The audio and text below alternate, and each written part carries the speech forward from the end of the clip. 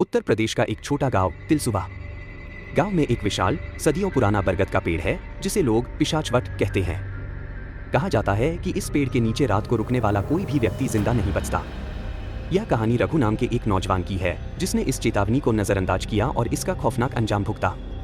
यह 1998 की बात है। रघु, जो शहर में नौकरी करता था, एक रात अपने गांव लौट रहा था। रास्ते में उसे देर हो गई और गांव पहुंचने से पहले ही अंधेरा हो गया। रघु को शॉर्टकट्स लेने की आदत थी, इसलिए उसने पिशाचवट के पास से जाने का फैसला किया। गांव के लोग हमेशा कहते थे कि उस पेड़ के पास रात को मत जाना, लेकिन रघु इन बातों को अंधविश्वास मानता था।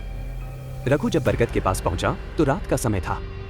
पेड़ की शाखाएं चांदनी को ढक रही थीं, जिससे सब कुछ अंधेरे में डूबा हुआ लग रहा था। उसने सोचा कि कुछ देर पेड़ के नीचे बैठकर आराम कर ले। जैसे ही उसने पेड़ की छाव में कदम रखा, अचानक ठंडी हवा का एक झोंका आया। उसे ऐसा महसूस हुआ कि कोई उसकी ओर देख रहा है। उसने इधर उधर देखा, लेकिन कुछ नहीं दिखा। रघु ने सोने की कोशिश की। तभी उसे महसूस हुआ कि उसके पैरों के पास कुछ हलचल हो रही है। उसने मोबाइल की टॉर्च ऑन की और देखा, वहां मिट्टी पर अजीब आकृतियां बनी हुई थीं, जैसे किसी ने पंजों से खरोंचा हो। रघु जैसे ही खड़ा हुआ, उसे पेड़ की शाखाओं से किसी के रोने की आवाज सुनाई दी।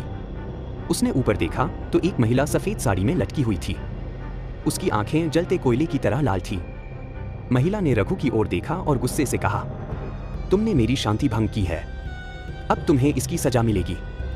रघु डर से कांपने लगा।